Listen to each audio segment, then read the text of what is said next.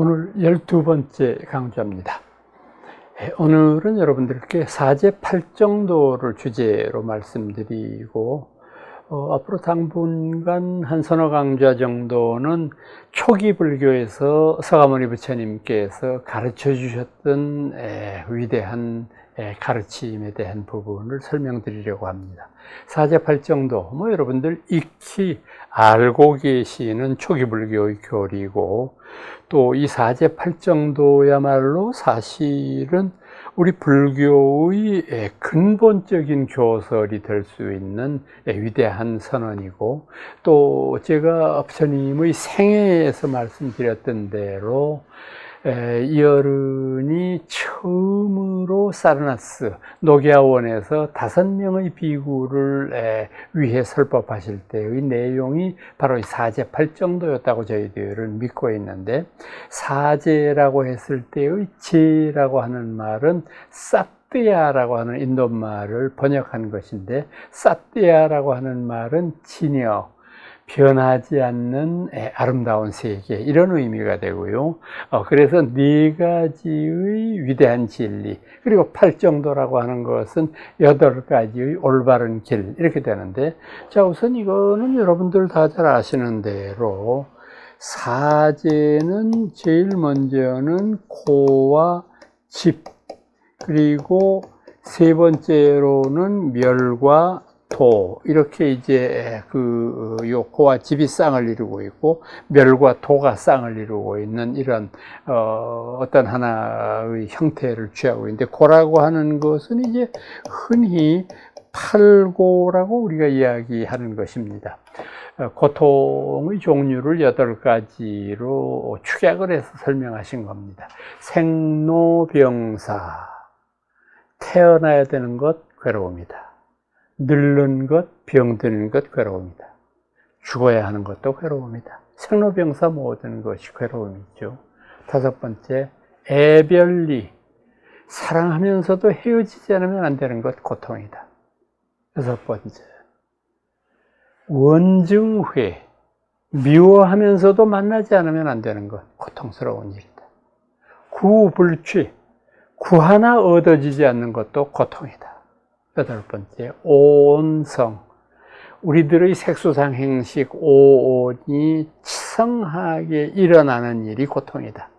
조금 금방 머릿속으로 들어오지는 않죠. 오온성이라고 하는 그 가르침 자체가요, 이것이 물론 지금 말씀드린 직역을 하는 것도 방법일 수가 있기는 하겠지만, 오온성이라고 하는 것은 저는 조금 시적인 표현을 해야 될 필요가 있다고 생각하는 게, 오온이라는 건 반야심경에서 말씀하셨던 색수상행식의 오온이고 성, 그것이 막 들고 일어나는 것이 고통스럽다. 그래서 저는 이거를 시적으로 어떻게 표현하느냐 하면은,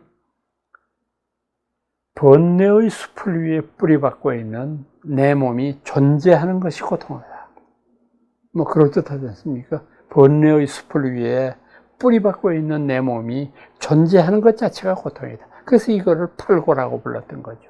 이 팔고의 원인을 주님께서는 뭐라고 말씀하셨느냐 하면은, 탐, 진, 치, 삼독이라고 우리가 얘기하는 바로 그것인데, 탐이라고 하는 것은 성낸다, 탐욕을 부린다라고 했을 때 쓰는 글자고, 진이라고 하는 것은 눈목변에 참진자를 썼는데 성낼 진자입니다. 성내는 것. 그 다음에 치는 어리석다는 얘기고요. 탐내고 성내고 어리석은 이 3가지의 독한 마음 때문에 팔고 우리들에게는 고통이라고 부르는 현실이 있게 되는 것이다. 지금 여기서 여러분들이 주목해야 될 점은 뭐냐 하면은, 이 세상의 모든 중생들이 고통을 다 자각합니다. 다 알아요. 우리가 철이 없든 어렸을 때는 괴롭다는 걸 몰랐습니다. 그냥 즐겁고, 그냥 부모 밑에서 내가 해야 될 일은 공부나 좀 열심히 하면 되는 일이지, 딴 건 없었으니까. 근데 이제 커서 내가 독립적으로 이제 대학을 가려면 어디를 가야 되느냐. 만약에 내가 대학을 포기하면은 어떤 직업을 가지는 것이 나을까. 이걸 참 혼자 고민을 하게 되고, 그러다가 남자들은 군대를 가야 되잖아요. 그래서 군대 가가지고, 저희 때만 해도 뭐, 김신조 넘어오는 턱에 그냥 완전히 조금 3개월쯤 줄었다가 그냥 36개월 됐었어요. 그냥 그대로. 그러니까, 그 군대 생활을 통해서 고통스러운 기억이기는 하지만은 그래도 배운 것도 많아요. 그 군대 생활을 통해서 우리가 협동심도 배웠고 단체 생활도 배웠고 또 군대 조직이라고 하는 어떤 그 상하 복명식의 그런 독특한 조직도 배울 수 있었고, 그러고 난 다음에 직업을 가지게 되고 또 짝을 만나게 되어서 결혼을 하니까 아이를 낳잖아요. 그때부터 이제 슬슬 우리들의 고뇌가 시작하죠. 자, 그런데 이렇게 모든 생명들이 고뇌를 느낄 때 우리는 그 고통의 원인을 어떻게 생각하느냐 하면, 부처님처럼 탐진치라고 부르는 내면에 있다는 생각을 꿈에도 못해요. 전부 외부적인 원인이 고통을 일으킨다고 생각하거든요. 생각해 보세요. 요즘에는 많이 나아졌지만은 아직도 우리 사회에서 노사 갈등이라고 하는 게 있잖아요. 노사 갈등을 객관적인 입장에서 살펴보십시다. 노의 입장에서 보면은 우리가 타도해야 될 적은 사예요. 바로 이 높은 자리 차지하고 좋은 자동차 뒷자리에 앉아서 폼 잡고 왔다 갔다 하는 것들이에요. 이것들 때문에 우리 봉급도 오르지 않고 모든 공은 저희들이 다 차지하고, 이것들 타도하지 않으면은 우리들에게 있어서 행복이란 없다는 걸로 주장해요. 즉 자신은 잘못한 게 없는데 상대방이 잘못했다는 거 아니에요? 사측의 입장 한번 살펴보십시다. 사측의 입장도 딱 하기는 마찬가지예요. 코로나의 그 어려운 시대를 거치면서 요새 또 반도체를 주력 산업으로 삼고 있는 큰 기업들 고통이 많아요. 그러니까 장사, 기업이라고 하는 것은 뭐 이윤이 남아야 될 거 아니에요. 지금 현재 적자만이 누적이 되고 있다고 한다면 뭐 월급 주는 것도 고마운 일이고 감원하지 않는 것도 고마운 일인데, 어떻게 우리는 땅 파먹고 장사하는 것도 아닌데 자기들 입장만 생각하냐. 그러니까 저것들만, 머리에 빨간띠 두르고 있는 저것들만 없어지면 우리는 행복한데, 사측은 그렇게 생각하잖아요. 즉 우리 안에 있는 삼독심이 고통이라는 생각은 추호도 하지 않아요. 조금 더 실질적인 생각 한번 해볼까요? 고부간의 갈등. 이게 참 재미있는 게, 하여튼 예나 지금이나 앞으로 몇천 년이 지나더라도 고부간의 갈등은 그건 없애기가 어려울 거예요. 왜냐하면 프로이드의 이론에 따르면은 고부간은 다툴 수밖에 없는 게, 아들이라고 하는 남자를 사이에 둔 두 여자의 대결이거든요. 그러니까 이거는 없앨 수가 없는 것일런지도 몰라요. 그러니까 집집마다 이 고부간의 갈등으로 이혼의 사유가 되기도 하고, 또는 집안 간이 서로 부모 자식 간에 의를 끊고 사는 그런 집들이 얼마나 많아요, 저희 주변에. 자, 그런데 며느리 입장에 대해서 한번 생각을 해 보십시다. 참 억울한 점이 많을 거예요. 도대체 우리 시어머니는 왜 저럴까? 아직까지도 40, 50이 넘은 자신의 아들을 지 새끼라고 생각해. 아직까지도 옛날 고3 때 밥 해주던 그 생각을 하면서 아이고 내 새끼, 아이고 내 새끼. 아니 지금 우리 집에 애들이 다 20살이 넘었는데 언제까지 어머니의 품 안에 있는 새끼냐고. 이제는 성인이 됐고 이제는 내가 그 사람의 안사람이 됐으니까 이제는 나한테 맡겨야 되잖아. 그런데 아직까지도 일일이 간섭하고 이래라 저래라 자기는 그게 잘한다고 생각하는 모양인데 그냥 나 집 비었을 때 와가지고 소지 다 해놓고 가거나 또는 자기 신랑 좋아한다고 밑반찬 해놓고 냉장고에 차곡차곡 쌓아놓고 가거나 그거 자체가 스트레스야. 그거 자체가. 그러니까 제발 어머니 좀 우리 집안 일에는 그냥 신경 끄시고 두 분 노후나 좀 걱정하시고 아이들에 대해서도 손주들 귀여운 것만 보시고 우리 내외에 대해서도 그래 다른 어떤 형편없는 불효자들에 대면은 그래도 우리 집은 괜찮지 이렇게 생각해서 화목하시면 어떨까요? 즉 저거만 죽으면 우리 집은 행복하다고 생각해요. 며느리는. 어머니 입장이 돼서 한번 생각을 해보겠습니다. 참 귀하게 키운 아들입니다. 그런데 어디서 굴러먹은지 모르는 말벽다구가 집에 들어와가지고 그냥 하루아침에 아들을 채가가지고 자기 치마폭 속에다가 넣고서 자기는 일절 관여를 못하도록 해요. 이게 말이 되냐고. 내 자식인데 내가 왜 관여를 못하냐고. 그리고 지가 하는 일이 나는 못마땅해. 젊은 것들이 뭘 알아. 살림에 대해서 지가 아는 게 뭐 있어. 요새 젊은 것들이 예쁘고 그냥 곱게만 커서 그냥 처녀 쪽에도 손에 물 한 방울 안 붙이고 이렇게 지내다가 와가지고 지금 아이고 그 집에 밥 한 끼 하는 거 보면 가관이야. 그걸 밥이라고 하고 그걸 반찬이라고 하고 있는 거 이거를 그래서 내가 지 부족한 부분을 좀 채워주려고 하면 그걸 가지고 싫다고 난리를 쳐. 그 다음에 살림만 못하면 또 좋아. 왜 그렇게 우리 때는 시집살이 하느라고 그런 생각을 못했는데 지옷사 입고 애들 명품 사입히는 거밖에는 할 줄 아는 게 없어. 도대체 저희 남편 월급이 얼만데 그거 가지고 저렇게 흥청망청 쓰면 어떡하냐고.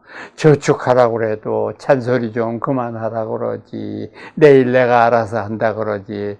이게 도대체 무슨 부모 자식이야. 그러니까 어머니 입장은 어때요? 저것만 쫓아내면 우리 집은 행복해진다고 생각을 해요. 즉 앞서 노사관계와 마찬가지로 자신들이 잘못한 거는 하나도 없고 모든 것은 상대방의 잘못이라고 생각하잖아요. 그런데 부처님은 과감하게 설명하십니다. 모든 고통은 남이 우리한테 가져다 준 것이 아니다. 우리들 스스로의 마음속에 있는 잘못된 것들이 이 고통을 만드는 것이다. 너 자신을 알라. Thy yourself. 많은 사람들이 이거를 소크라테스가 한 말인 줄 착각을 하고 계시는데 소크라테스가 한 말은 아닙니다. 지금도 누가 한 말인지 자세히 모르고 다만 소크라테스가 이 말을 자신의 좌우명으로 삼았죠. 아마 저희들이 생각하기에는 이 thy yourself, 그대 자신을 알아라 라고 하는 말은 아마 고대 시라브의 철학자 가운데서 탈레스가 한 말이 아닐까 이렇게 생각을 하는데 확실하지는 않습니다. 그러니까 자기 자신을 알라라고 하는 그런 표현입니다. 저는 이런 어려운 말 할 것도 없이 이솝 우화 한 토막 인용해 드릴게요. 여러분들 다 유치원 다닐 때 읽으셨던 거예요. 돼지 10마리가 길을 떠났거든요. 근데 강 두 개 닿아가지고 강을 건너야 되게 생겼어요. 그래서 열 놈이 용감하게 물에 뛰어들어가지고 열심히 헤엄을 쳐가지고 저쪽 언덕에 도달했습니다. 도달해서 이렇게 보니까 떠날 때는 10마리였는데 강둑에 앉아있는 놈을 보니까 9마리야. 왜? 저를 빼고 계산했거든요. 지는 빼고 보니까. 얼굴 볼 게 다 있는데 다음 놈이 계산하니까 또 9마리야. 그래서 돼지 10마리가 한 마리 빠져 죽었다고 엉엉 울고 있었다는 그 이솝우화 말입니다. 여러분, 지금 현대인들이 이 이솝 우화에 나오는 바보 같은 돼지들하고 뭐가 다릅니까, 우리가? 특히 배웠다고 하는 지식인들 보세요. 자신의 잘못을 교묘하게 그것을 포장을 해가지고 남에게로 책임 전가를 하고 자신은 아무런 잘못도 없는 것인 양 행세하는, 아주 익숙하잖아요, 사람들이. 그렇게 이게 지식인들의 병폐거든요. 그러니까 자신의 잘못을 남에게 돌리려고 하는 이런 잘못된 사고방식을 가지는 것이 바로 이 사제팔정도에서 우리가 긴히 생각하고 마음속에 새겨야 할 일입니다. 요새 제가 조금 한가해져 가지고요, 저도 현역일 때는 무척 바빴습니다. 그런데 요새는 뭐 하루 쉬고 그 다음 날은 놀고 뭐 이제 이렇게 지내다가 보니까 좀 무료하기도 하고, 그래서 아유, 안 되겠구나, 내가 언제 죽을지 몰라도 이게 뭘 이렇게 취미 생활을 해야지 안 되겠다. 취미 생활도 뭐 이렇게 주변에 이렇게 보니까 돈도 많이 들고 또 힘도 많이 들고, 그래서 요새는 이제 주로 걷는 거를 많이 합니다. 뭐 그냥 이거는 돈 드는 것도 아니고, 또 뭐 저는 그 뭐 유산소 운동이라고 그래서 뭐 빨리 걸어라, 저는 그것도 따르지도 않습니다. 우선 숨이 차고 빨리 가지를 못해요. 그러니까 제일 싫어하는 뒷짐지고 어슬렁어슬렁거리고 걷는 거, 이런 거 자주 하고, 또 그래도 못 견디겠으면은 요새 제가 생긴 취미 가운데 하나가 영화 구경하는 거예요. 전에는 한국 영화는 볼 것도 없다고 생각했는데 최근에 한국 영화 아주 괜찮더라고요. 그래서 한국 영화도 세계 나오는 게 있으면은 보기도 하고, 이제 주로 뭐 미국 영화도 보고 뭐 이제 이렇게 해서 가끔 그 이제 영화를 보러 가면은 뭐 한 서너 시간 이렇게 잘 보낼 수 있고, 또 여름철 같은 때는 하고 겨울철에는 또 따뜻하니까 좋고, 그래가지고 거기다가 또 아침에 일찍 가면은 조조 아니면은 경로 할인도 해주니까 조금 또 가격도 싸게 해주고, 그래 영화 구경을 자주 다니는 편입니다. 자주 다니다가 보니까 아는 사람을 가끔 봐요. 그래서 언젠가도 갔는데 아는 이를 만났어요. 아이고, 안녕하십니까. 합장하는 거 보니까 어디 법회에서 뵀는가 봐요. 아유, 반갑습니다. 반갑습니다. 어떻게 지내시오? 그래서 아유, 뭐 요새 잘 지냅니다. 그랬더니 나보고 그런 뭐라 그러냐면, 아유, 법사님 저기 별로 할 일이 없으신가 보네. 왜? 영화 구경 오셨잖아요. 제가 그 사람한테 얘기는 안 했는데 혼자 속으로 생각을 했어요. 아니, 그러면 지금 이 자리에 와 있는 이 사람들 전부 다 할 일 없는 사람이고, 당신은, 나는 할 일 없는 사람이잖아. 어째서 자신은 중요한 사람이고 자신 이외의 다른 사람은 다 별 볼 일 없는 사람이라고 생각하느냐.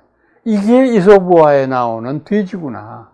아이, 참 우리가 무심코 하는 일 가운데 나를 빼놓고 생각하는 경우가 너무 많아요. 그래서 말씀을 드리는 겁니다. 그 다음에 열반의 세계라고 하는, 멸이라고 하는 것은 니르바나라고 하는 인도말을 옮겨서 쓴 것이죠. 니르바나라고 하는 말은 음나는 대로 열반 이렇게 번역했지만은 사실 이것은 영원한 안식, 영원한 평화, 해탈 이런 걸 가리키는 말이죠. 똑같은 논리로 이런 니르바나가 되기 위해서는 어떻게 해야 되느냐. 정자가 전부 앞에 붙어 있죠. 올바른 정자를 앞에 내세우면서 우선 정견, 정사, 정어, 정업, 정명, 정념, 정진, 정정. 그러니까 이 8가지 앞에 바른 것이 붙어 있다는 것이 주목되는 점입니다. 그러니까 생각해 보세요. 정견, 올바른 견해. 참 이거 중요한 말이거든요. 여러분, 요즘 같은 이런 어지러운 시국에 보면은 올바른 견해를 가진다는 게 얼마나 소중한 건지 우리 다 잘 알고 있지 않습니까? 잘못된 견해를 가지고 삐뚤어진 견해를 가지게 되면 이 세상이 온통 거꾸로 보이는 거예요. 여러분 부처님도 말씀하셨잖아요. 검은 안경을 쓰면 세상이 검게 보이고 붉은 안경을 쓰면 세상이 붉게 보인다. 그러나 안경을 벗고 이 세상을 보면 이 세상은 있는 그대로의 모습이 보이는 법이다. 그러므로 불자된 이는 반드시 올바른 견해를 가지기 위해서 노력해야 된다. 두 번째 정사, 올바른 생각이잖아요. 견해나 비슷한 말이지만 생각은 또 다른 거잖아요. 올바른 생각을 가져야 되잖아요. 왜냐하면 올바른 생각이 있어야 올바른 행동이 뒤따르거든요. 그래서 언행일치라는 말도 있지 않습니까? 유교에서 쓰는 말이기는 합니다만은 말과 행동이 일치되기 위해서는 올바른 생각이 있어야 된다. 세 번째가 올바른 말. 이게 참 중요한 말이에요. 올바른 말의 반대말은 뭡니까? 우리가 흔히 오계 중에서 망어라고 하는 얘기를 했을 때 쓰는 말, 이 망어에서 쓰고 있는 말 가운데 악구, 양설, 기어 뭐 이런 말들 쓰고 있지 않습니까? 그래서 이거를 다 포괄하는 개념이 망어라고 하는 거기 때문에 망어라고 하는 말을 우리말로 번역한다고 그래서 거짓말 이렇게 번역하는데 그거는 잘못된 겁니다. 망령된 말이라고 잘 쓰는 말은 아니지만 그렇게 하고, 악구라는 거는 욕지거리 하는 거예요. 악담하는 거예요. 양설이라는 건 이간질 시키는 말 하는 거예요. 이 사람한테 이렇게 얘기하고 저 사람한테 저렇게 말해요. 둘 싸움 붙이고 고소해 하는 거. 이런 사람 죽으면 뱀 되잖아요. 뱀이 혓바닥에 두 개가 보이는 양설, 기어, 비단같이 번지르르한 말. 그래서 이런 나쁜 말은 해서는 안 된다. 네 번째, 정업. 올바른 업을 가꿔야 된다. 업은 잘 아시는 대로 신구, 의에 삼업이 있는 거고, 이 삼업이라고 하는 것이 다 청정업이 되도록 해야 된다. 이것이 청정업이 되도록 할 수 있는 수행은 뭐냐? 수단이에요. 수행이에요. 수행하는 것만이 올바른 업을 가꿀 수 있는 방법입니다. 다섯 번째, 명. 여기 지금 목숨명자를 써가지고 조금 헷갈리실 텐데, 그런가 올바른 목숨, 이게 뭔 소리일까 싶으실 텐데, 이 올바른 목숨이라고 하는 말은 올바른 생활수단, 즉 직업이라는 말이에요. 올바른 직업을 가져야죠. 지금 저희들이 불가에서 금하고 있는 그런 직업들이 몇 개 있죠. 우선은 도살업 같은 거 있고요. 그 다음에는 매춘업 같은 거 있고요. 또 그 다음에는 이제 그 도박업, 도박장을 개설한다든지 뭐 하는 거. 그러니까 이것은 전부 다 사회적으로도 폐악이 되지만 불교가 이것을 금하는 이유는 남의 고통을 통해서 내가 이익을 얻는 직업이잖아요. 이건 해서는 안 되는 거거든요. 남에게도 이익을 주고 나도 이익을 취할 수 있는 게 최고의 직업이라고 생각하는 거죠. 근데 사람 살다가 보면은 부득이하게 이런 나쁜 직업을 일시적으로나마 가질 수밖에 없는 상황도 생길 수 있어요. 그럴 경우는 어떻게 해야 되느냐? 참여해야죠. 내가 오늘 이러이러한 나쁜 업에 종사를 했었는데 진심으로 참여한다. 그리고 다시는 이런 일이 없도록 부처님 전에 내가 맹세한다. 이렇게 해서 어떤 형태로 간에 올바른 직업을 가질 수 있도록 우리가 끊임없이 노력을 해야 된다. 그래서 저희들 직업 선택의 기준은 일반인들의 직업 선택 기준과는 좀 다릅니다. 요즘 젊은이들은 직업을 고를 때, 거기 저희들도 마찬가지였지만, 우선 돈 많이 주는데, 그 다음에 토요일, 일요일 오는 건 당연하고, 그 다음에 조금 더 놀 수 있는 길이 없는가 하는 것 따지고, 그 다음에 4대 보험은 기본이고, 그것 이외에 다른 복리 혜택이 어느 정도 있는가. 뭐 되게 이런 정도 기준을 가지고 직업을 고르는데, 우리 불교에서는 그렇게 고르지 않습니다. 우리가 직업을 선택할 때에는 내가 하려고 하는 이 직업이 중생들에게 이로움을 주는 것인가, 그러면 해야 돼요. 근데 이게 나는 비록 많은 월급을 받을 수도 있고 앞길도 보장이 되지만은 중생들의 고통을 첨가시키는 일이라고 한다면 이건 해서는 안 되는 일이죠. 그래서 정업이라고 하는 거예요. 정명이라는 게 중요한 것이고, 여섯 번째는 정념. 념이라고 하는 글자는 기억이라는 글자입니다. 그러니까 올바른 기억이죠. 우리 중생들은 올바른 기억을 하지 못하는 게, 남하고 원수 맺은 일은 몇십 년이 지나도 안 잊어버려요. 그리고 남한테 베풀거나 또는 남에게 큰 은혜를 입은 일은 조금만 지나도 잊어버려요. 이게 거꾸로 돼야죠. 남에게 은혜를 입은 일은 죽을 때까지도 잊지 말아야죠. 그리고 가급적이면 그 은혜를 보은할 수 있도록 노력을 해야죠. 그리고 남에게 고통 주는 일을 삼가야 되지 않아요? 그러니까 올바른 기억을 지내는 일입니다. 일곱 번째, 정진, 노력이라는 말이잖아요. 올바른 노력이라는 말이에요. 올바른 노력에 왜 올바르다고 하는 말이 중요하냐? 도둑놈도 노력을 안 하는 건 아니잖아요. 열심히 하잖아요. 밤에 잠도 못 자고 남의 방범 조치들 다 없애기 위해서 별별 수단을 다 쓰고 굉장히 노력 많이 하는데, 이런 잘못된 노력을 해서는 안 된다는 거죠. 올바른 노력을 해야 되는 거다. 여덟 번째, 마지막으로 정. 올바른 마음가짐이죠. 올바른 선정이니까. 그래서 이것을 통해서 올바름이라고 하는 것을 실현해야 된다. 자, 여기서 말입니다. 올바름이라고 하는 것이 왜 우리가 중요한 단어로 생각이 되느냐 하면은요, 이 올바르다고 하는 것을 기독교 신학자들이 불교를 비판할 때 자주 쓰는 말입니다. 불교는 위대한 종교이기는 하다. 그러나 기독교에서와 같은 성스럽다고 하는 개념이 없지 않냐. 기독교 보면은 뭐 성부, 성자, 성신, 성스럽다는 말 많이 쓰잖아요. 그리고 순교한 사람들을 세인트라고 불러서 성자, 뭐 이런 말도 쓰는데, 불교는 성스럽다는 개념이 눈 씻고 따라봐도 없어. 그러니까 그런 면에서는 조금 종교적으로 부족하다. 이렇게 불교를 비판하기 위해서 쓰는 말입니다. 저는 이렇게 대답합니다. 우리 불교에 성스러운 개념이 없다는 건 사실이다. 그러나 우리 불교는 성스럽다는 말 대신에 올바르다는 말을 쓴다. 불교의 성스러움은 올바름이다. 우리는 올바름을 통해서 모든 것들을 구현하는 거다. 제가 지금 말씀드린 이 팔정도의 길은 위에 우리가 팔고를 얘기했을 때 그 원인을 탐진치로 얘기한 것과 마찬가지로 또 세 개로 맞췄어요.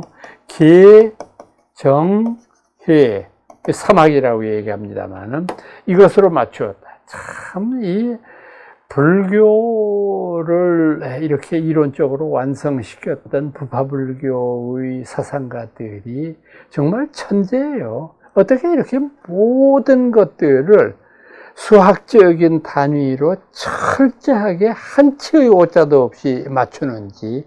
계, 저는 이 계를 뭐 오계니, 십계니, 보살계니 이런 아주 어려운 말로 쓰기보다는 올바른 생활태도라고 번역하기를 좋아합니다. 계, 올바른 생활태도.